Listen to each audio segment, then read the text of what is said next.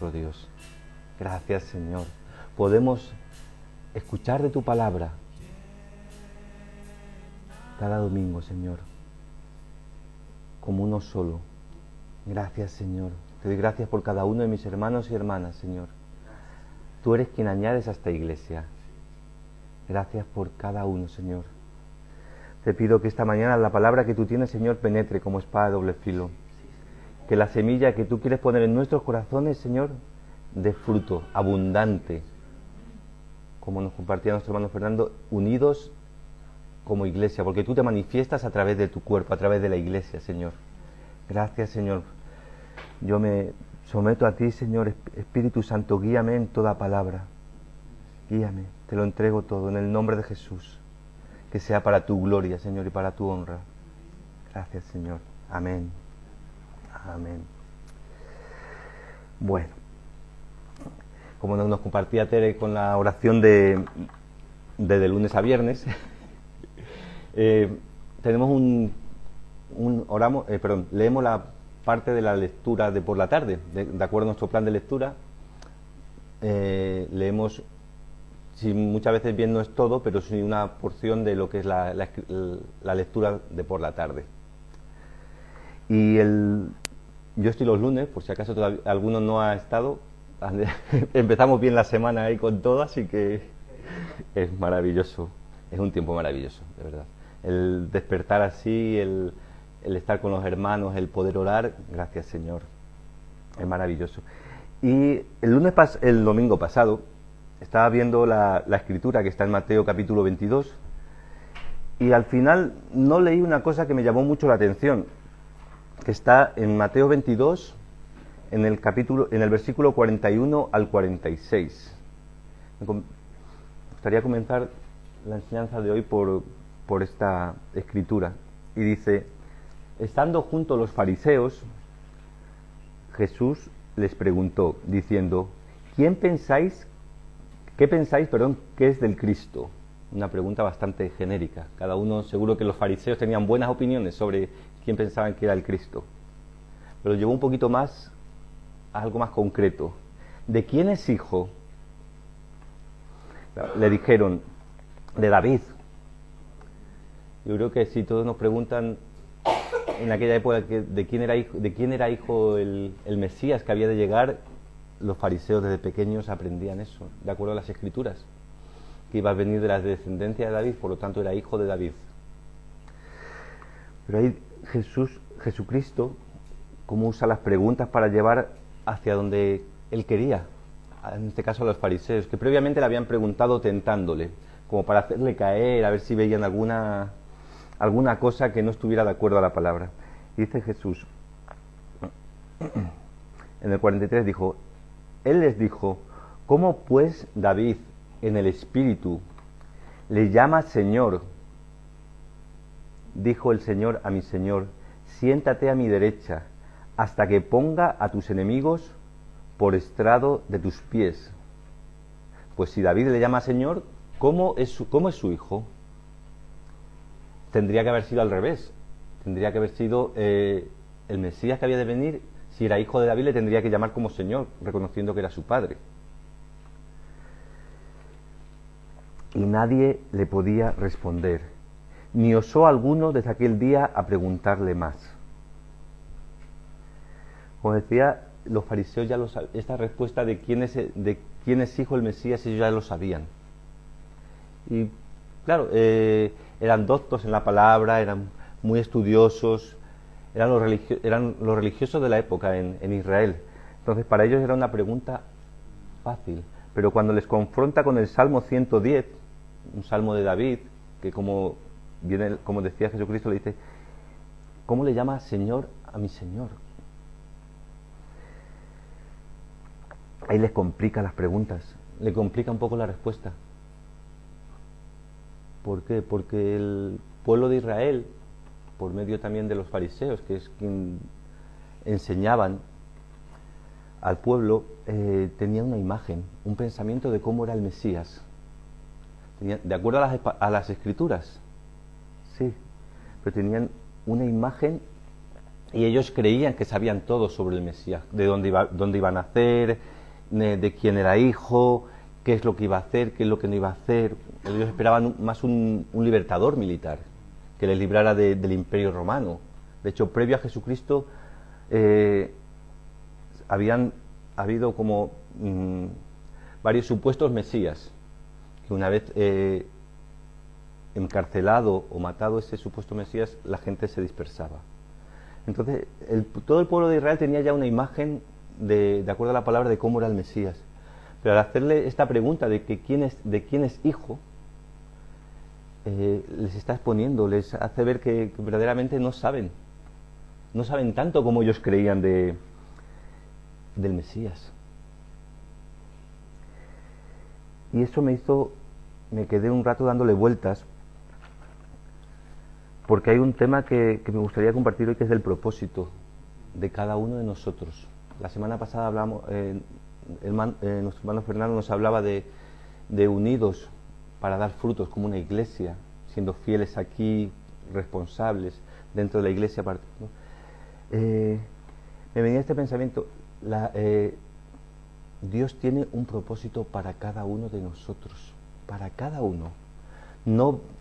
Dios no va improvisando, no va viendo a ver cómo acomodo mejor a este aquí o a este. Dios ya lo tiene todo preparado. Pero cuando nos preguntan, nos ponen ¿y qué respondemos? Servir a Dios, compartir la palabra, y es verdad, es parte del propósito de nuestras vidas como cristianos, ¿no? Alabar a Dios, dar testimonio de Dios, es parte, eso todo está bien, genial. Si aún profundizamos un poquito más, Dios ha puesto dones en cada uno de nosotros. Hace 2 semanas Fernando nos decía que por lo menos un don. Nos ha regalado un don para edificación de la iglesia, para crecimiento de cada uno de nosotros.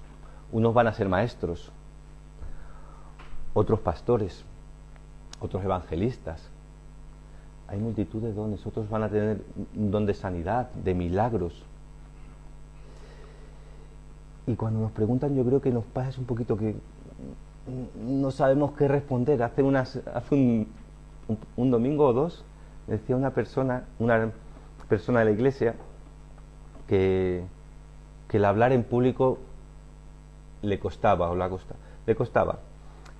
pero que Dios le había estado mostrando siempre sueños con esta persona hablando delante de gente.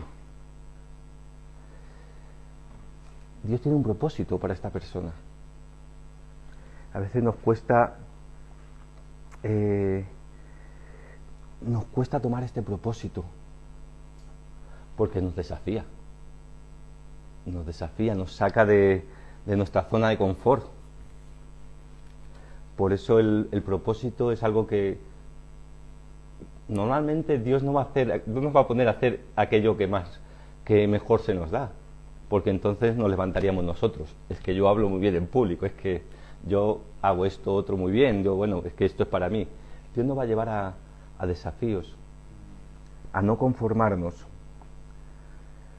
a no quedarnos en el lugar ahí, venir a hacer cada domingo las cosas. Digo que servir es eso, es parte de nuestra vida cristiana, y Dios quiere aún más, Dios tiene cosas aún mayores. Entonces, si puedes poner, Eduardo, Romanos 12:2, si podemos ir a esa escritura. ¿Por qué nos cuesta esto? Porque muchas veces, como los fariseos, tenemos nuestra imagen hecha en nuestra mente de cómo tiene que ser nuestra vida cristiana. Y no nos vamos a incomodar a nosotros mismos con nuestros pensamientos. Es decir, nos lo hacemos nos lo acomodamos a nosotros. Entonces, estos pensamientos los que, como vamos a ver aquí, en Romanos 12:2, tenemos que renovar. Dice, no os conforméis a este siglo, sino transformaos por medio de la renovación de vuestro entendimiento, para que comprobéis cuál sea la buena voluntad de Dios, agradable y perfecta. Como respuesta al amor de Dios, a la gracia por la que estamos aquí. cada uno de nosotros, Él espera que nos entreguemos como un sacrificio vivo, como dice en el versículo anterior, que sirvamos, que nos dispongamos a ser obedientes a su voluntad. Pero para eso tenemos que renovar nuestro entendimiento. Con mis pensamientos de Andrés, antes de que Dios se revelara en mi vida, no hubiera estado aquí, no hubiera hecho muchas cosas de las que Dios nos lleva a cada uno, no solo a mí, a cada uno de vosotros, a cada uno de nosotros a hacer. Con mis pensamientos no llegaría a nada. Por eso necesitamos renovar nuestro entendimiento, renovar nuestros pensamientos, alinearlos a los de Dios. Voy a sacar un momento esto de aquí, que me complica un poco, perdón. Ahí, ahora sí. Podría pasar, porque además, como dice, también es un aliento saber que la voluntad de Dios es buena para con nosotros. Es agradable, aunque a veces en un principio nos pueda parecer que no, y también es perfecta. Necesitamos renovar nuestros pensamientos, alinearlos a los de Dios para tomar el propósito, porque es un propósito de acuerdo a la visión del reino. Si hay una visión del reino, hay una visión del reino de Dios, nosotros no podemos tomar esa visión con los pensamientos nuestros. Tenemos que renovar esos pensamientos y ahí es cuando podemos empezar a tomar el propósito que Dios nos da. Tenemos un ejemplo en cuanto al pueblo de Israel cuando entraron en la tierra prometida. Creo que ya hace bastante tiempo puse una imagen de acuerdo a la palabra de Dios, a la promesa de la tierra prometida. La tierra prometida llega creo que hasta el río Nilo y arriba al norte hacia el Éufrates, que eso es Siria, y hacia el este, hacia el otro lado del Jordán. La tierra prometida que Dios prometió a Abraham, a Isaac y a Jacob era inmensa. Si lo vemos en un mapa y vemos luego lo que realmente conquistó Israel, es así. Es una porción muy pequeña. Ellos entraron en la tierra prometida, empezaron a conquistar, a vencer reyes, a tomar ciudades, pero llegó un momento en que se repartieron entre las 12 tribus y ahí se acomodaron. No tuvieron esa visión que Dios quería. Dios tenía una tierra abundante, grande, de acuerdo al propósito que también tenía con Israel, que fuera testimonio para muchas otras naciones de Él como Dios. Se dice que Israel es el primer pueblo misionero.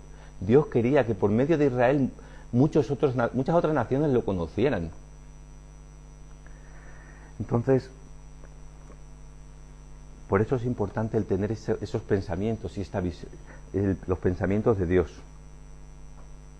En Isaías 55, 8 y versículo 8 y 9 dice: porque mis pensamientos no son vuestros pensamientos, ni mis caminos, ni vuestros caminos mis caminos, dijo Jehová. Como son más altos los cielos que la tierra. Wow, hay una pequeña diferencia, ¿no?, entre los cielos y la tierra. O no son altos, no están un poquito altos los cielos. Así son mis caminos, más altos que vuestros caminos, y mis pensamientos más que vuestros pensamientos. Wow.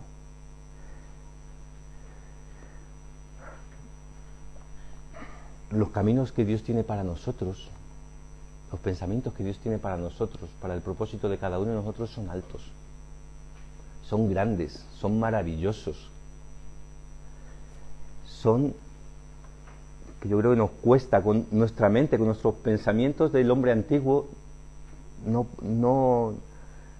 podemos llegar a entender. Con nuestros pensamientos,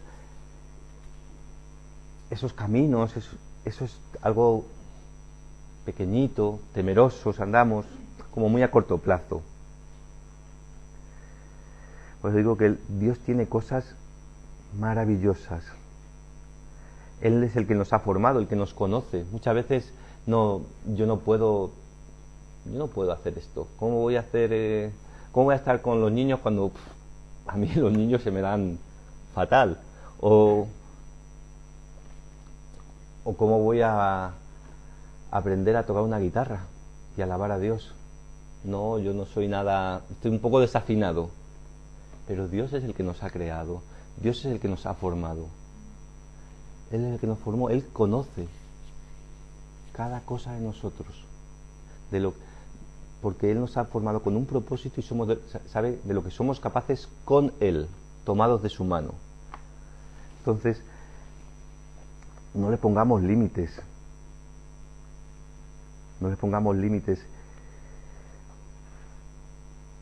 porque por medio de su palabra Él nos guía para tomar cada cosa.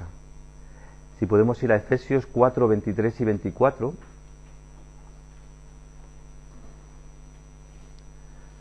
dice: y renovaos en el espíritu de vuestra mente, y vestíos del nuevo hombre, creado según Dios en la justicia y santidad de la verdad. Volvemos a ver que antes hablaba de transformarnos, de renovar nuestra mente, nuestro entendimiento, pero aquí habla de renovaos en el espíritu de vuestra mente. En el versículo 22 hablaba también de despojarnos de ese viejo hombre, despojémonos de nuestros pensamientos. Reconozcamos que nuestros pensamientos al lado de los pensamientos de Dios no son nada. Es que no son nada. Muchas veces nos justificamos, es que yo pienso, es que yo creo. Desechemos eso. Esta palabra nos llama a desechar eso, a renovar nuestra mente y a vestirnos del nuevo hombre que Dios quiere, de la nueva mujer que Dios ha creado de acuerdo a Él, de acuerdo a su justicia, de acuerdo a la verdad de su palabra. Él nos va moldeando para llevarnos a este propósito maravilloso que tiene para cada uno de nosotros.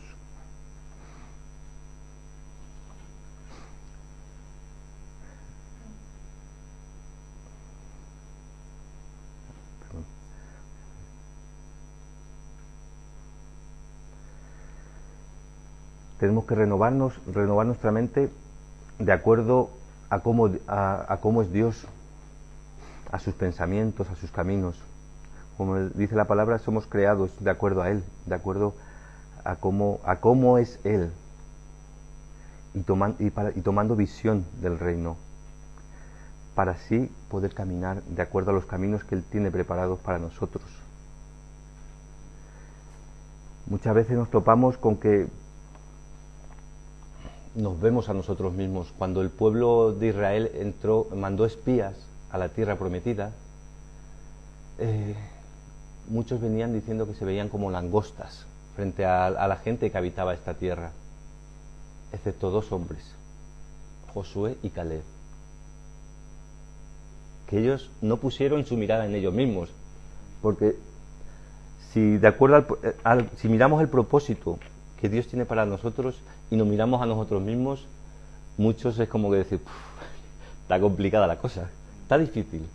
Pero Josué y Caleb pusieron los ojos en Dios y sabían que si Dios les mandaba ir ahí, Él les iba a dar la victoria. Ellos no iban solos, y hoy tampoco vamos solos. Esta escritura no la va a poner ahí, no le dije a Eduardo que la pusiera aquí. Está en Mateo 28, 12 al 20. Y Jesucristo nos dice que toda potestad le es dada en los cielos y en la tierra. Y nos envía a predicar, a compartir del Evangelio, prometiéndonos que Él va a estar con nosotros todos los días hasta que Él vuelva. Al igual que Josué y Caleb tenían claro que Dios estaba con ellos, hoy Jesucristo está con nosotros en el propósito. Jesucristo, con todo su poder, dice que toda potestad, todo poder le fue dado a Jesucristo, en el cielo y en la tierra, es decir, todo. ¿Qué se nos va a resistir si Jesucristo tiene todo el poder y está con nosotros? que tengamos la visión que tenía Josué y Caleb a la hora de tomar el propósito. Y no conformarnos, porque el resto del pueblo se conformó, se asustaron ante lo que vieron. No dejar que nuestro viejo hombre, nuestros pensamientos, ¿de qué voy a hacer yo? Ay, ¿a quién le voy a hablar? ¿Quién me va a escuchar? Si apenas hablo en la casa, como para ponerme a hablarle a otra persona de Dios. Eso es volver a nuestro viejo hombre, nuestra vieja mujer. Nos estamos mirando a nosotros mismos, pero no es con nuestras fuerzas, es tomados de Dios, tomados de Jesucristo. Por eso el llamamiento es dar un paso adelante, transformar y renovar nuestro entendimiento de acuerdo a Él, por medio de la palabra, por medio de tiempos con Él. ¿Cómo conocemos a otra persona? Pasando tiempos con Él, hablando, escuchando también, que a veces solo hablamos, escuchando, tomando lo que Él nos da, siendo obedientes a lo que Dios tiene. Debemos transformarnos y reconocer que nuestros pensamientos no son nada. No, nada. El otro día me cuestionaba mi compañero de trabajo, es un joven de 25 años,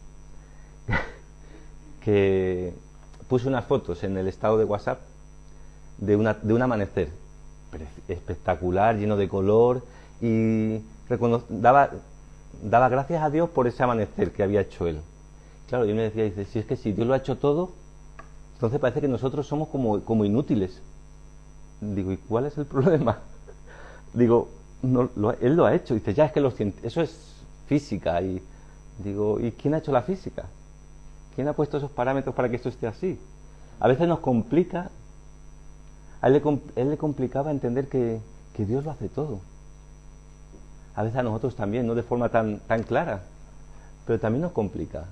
Reconocer que yo no puedo. Yo no puedo estar parado aquí, yo no puedo estar en la alabanza, yo no puedo estar en de Ujier, yo no puedo. Nos complica reconocer eso, porque en nuestra debilidad el que se hace fuerte es Dios, y eso es lo maravilloso. Y ahí reconocemos que la gloria es de Dios, y yo creo que es algo maravilloso. Entonces despojémonos, soltemos todo lo que nos ata, lo que nos impide tomar este propósito maravilloso de Dios. Me gustaría que fuéramos a esta escritura que está en Habacuc, capítulo 2, versículos 2 y 3.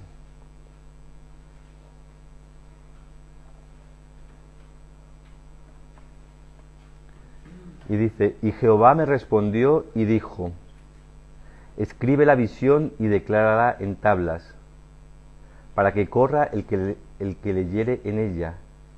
Y aunque la visión tardará aún por un tiempo, mas apresura hacia el fin y no mentirá. Aunque tardare, espéralo, porque sin duda vendrá, no tardará. Habacuc está hablando de tomar la visión, de apuntarla, de correr con ella. Tomemos esto también para nuestras vidas, para nuestro propósito. Que tengamos ahí, apuntado, hacia allá voy con el Señor. Y que tengamos paciencia. Muchas veces no se alcanza el propósito porque lo queremos ya. Vivimos en un tiempo que es del ya, era para ayer. Pero Dios tiene sus tiempos. Un ejemplo lo tenemos en la vida de José, cuando le da los sueños, en el que toda su familia se iba a postrar ante él, y tenía 17 años. Cuando eso ocurrió tenía más de 30 ya, eran unos 15 años después, porque fue en el segundo año creo que más de 30, bastante más de 30. Es decir, Dios tiene un proceso en el que fue preparando a José, y tiene un proceso con cada uno de nosotros. Al que Dios le tiene para maestro, no va a llegar un día, se va a levantar y va a empezar a a ser maestro. Tiene un proceso. Entonces es necesario no dudar, perseverar, aunque tardara, aún por un tiempo, más apresura hacia el fin, y no mentirá. Dios no miente con el propósito, y sin duda se va a cumplir. Y esa es nuestra esperanza, ese es nuestro gozo. La siguiente escritura yo creo que la conocemos todos, o casi todos, que está en 1 Corintios 2:9.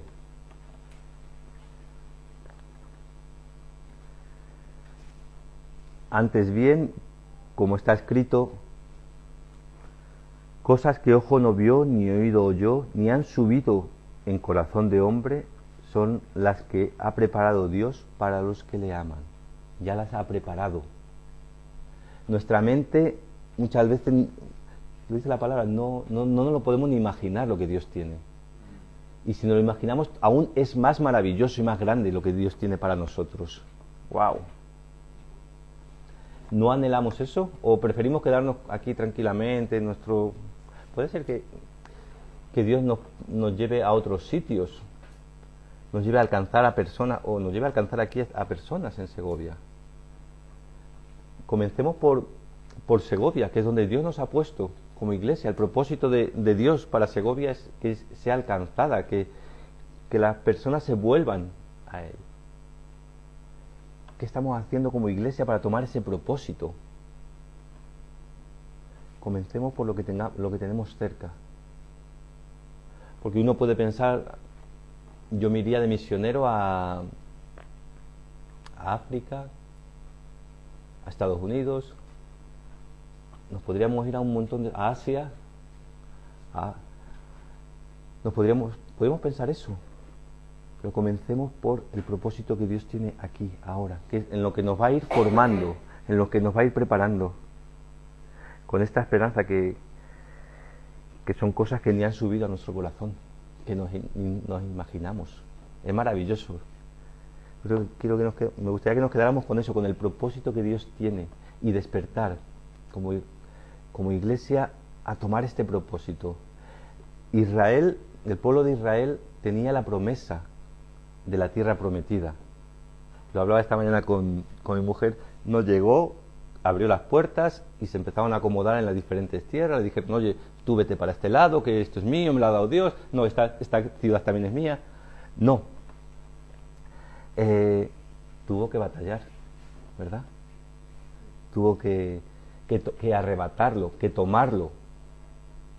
También nosotros tenemos que arrebatar nuestro propósito, tomarlo, prepararnos para eso.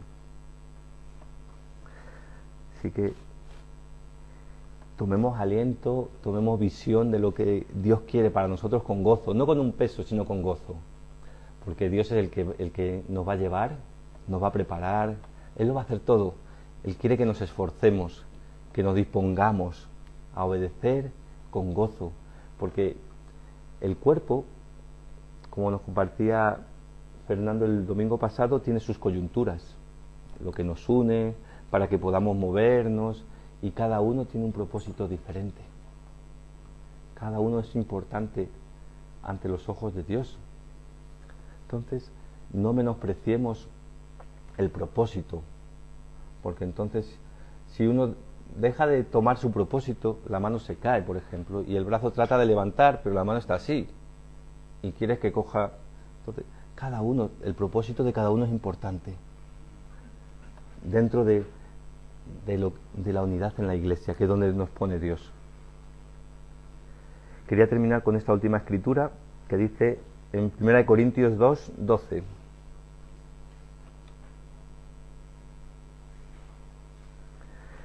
Y nosotros no hemos recibido el espíritu del mundo. ¿Qué espíritu hemos recibido? El Espíritu Santo, que proviene de Dios, para que sepamos lo que Dios nos ha concedido. Qué importante es nuestra relación con el Espíritu Santo. Somos sellados con el Espíritu Santo, y Él es el que por medio de Él podemos conocer lo que Dios nos ha concedido. Es maravilloso. Dios lo ha preparado todo para que nosotros caminemos en este propósito, con una visión de reino, dentro de la unidad de la Iglesia. Entonces, ¿queremos saber cuál es el propósito? ¿Alguien quiere saber cuál es el propósito que Dios tiene para cada uno? ¿Sí? Por medio del Espíritu Santo. Dejémonos sorprender, dejémonos desafiar más allá de nuestros propios pensamientos. Porque, como decía la anterior escritura, cosa que ojo no vio ni oído oyó han subido al corazón del hombre. Son las que Dios ha preparado para los que le aman. Entonces, dispongámonos con gozo. Preguntémosle al Espíritu Santo qué es lo que tú quieres. ¿Cuál es el propósito de Tere, de Silvia, de Antonio, de cada uno de nosotros? ¿Cuál es el propósito tuyo para nuestras vidas, Señor? ¿Dónde tú quieres? Partamos de aquí. Partamos de lo que Él quiere aquí. Preguntémosle al Espíritu Santo. Oramos. Señor, tú tienes un propósito maravilloso, grande, grande, Señor.